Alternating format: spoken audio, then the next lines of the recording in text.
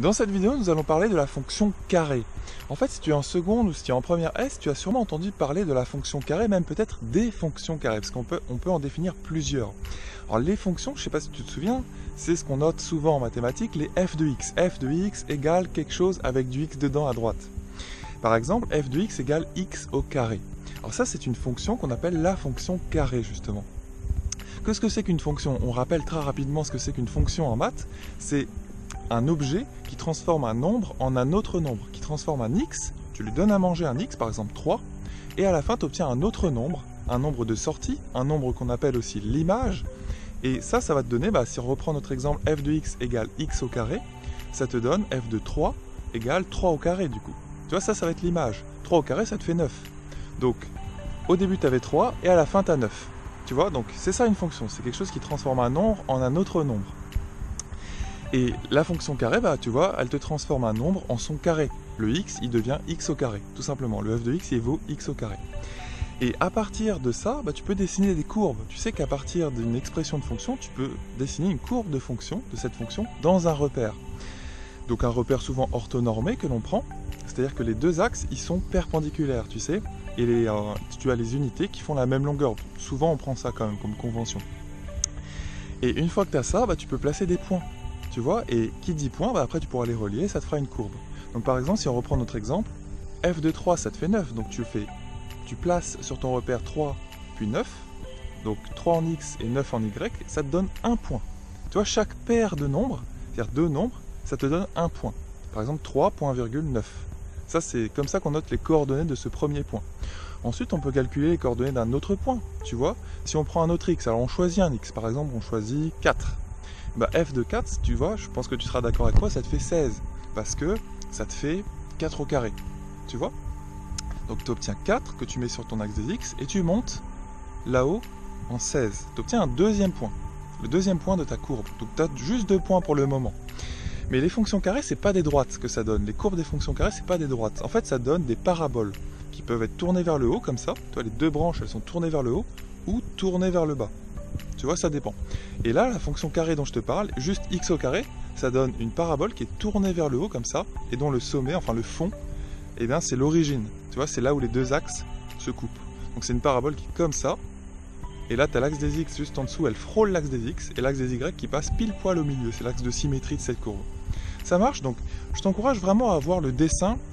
Alors si tu es en début de seconde, si tu vas passer en seconde, c'est un petit peu tôt, mais je pense quand même que tu peux comprendre ça, parce que j'imagine que tu as déjà dessiné des courbes de fonctions affines qui sont des droites, tu vois. Et c'est pareil pour d'autres fonctions. Tu peux avoir des fonctions plus compliquées. Là, je te parle de la fonction carré, une fonction particulière qui est la fonction carré.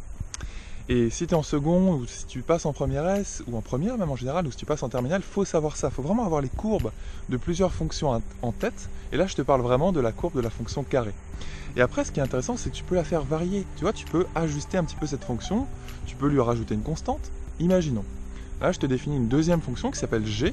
g de x égale x au carré plus 1. Qu'est-ce que ça va changer à ton avis sur sa courbe? X au carré, ça va toujours donner la parabole soit comme ça, tournée vers le haut, qui passe par l'origine, dont le sommet, en fait on appelle ça aussi un sommet, c'est le fond un petit peu de la cuvette, c'est au niveau de l'origine. Mais si tu rajoutes plus 1, toi g de x c'est x au carré plus 1, ça veut dire que la courbe elle est décalée, hop, de 1 en y. Imagine que tu calcules g de 3, tu te souviens tout à l'heure, f de 3 ça donnait 9, parce que f de 3 c'était 3 au carré, ça fait 9. Mais là, g de 3, ça fait donc x au carré plus 1, donc tu remplaces le x par 3, ça te fait 3 au carré plus 1, donc ça te fait 9 plus 1, donc 10. Toi, donc tu es passé de 9 à 10 en y. Ça veut dire que ton x il vaut toujours 3, et donc tu montes non plus à 9 mais à 10. Tu as augmenté de 1. Tu vois, c'est comme ça que ça marche. Donc là, il faut avoir cette idée-là que quand tu rajoutes une constante comme 1 à une fonction, ça décale sa courbe vers le haut. Tout simplement. Et si on avait pris, par exemple, h de x, une troisième fonction, et on dit que c'est x au carré plus 10, ou on peut prendre plus 10 par exemple, ça va prendre la fonction x au carré, la courbe de la fonction x au carré, la parabole comme ça, qui touche l'axe des x à l'origine, et ça la décale vers le haut de 10 unités. Tu vois?